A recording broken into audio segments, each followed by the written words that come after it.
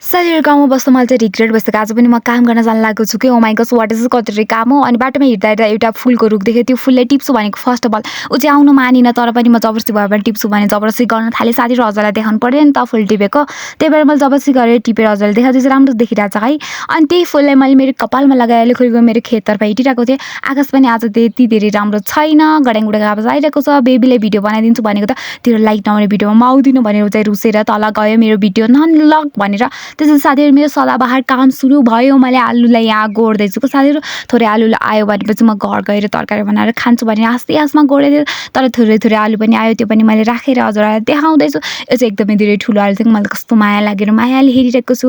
तर के गर्नु साथीहरू, सेकेन्ड आलुलाई चाहिँ मैले मर्डर गर्न थालेँ। थर्ड आलुलाई त झन् के भन्नु, के घरमा गएर दुखाउँछ भने यतै काट्न थालेँ साथीहरू। अनि त्यसपछि अब चाहिँ घर जानु पर्ला भनेर थोरै साग मुला टिपेर म चाहिँ घरतिर लागेँ, लुखुरिँदैछु। Thank you so much watching this video, bye bye everyone.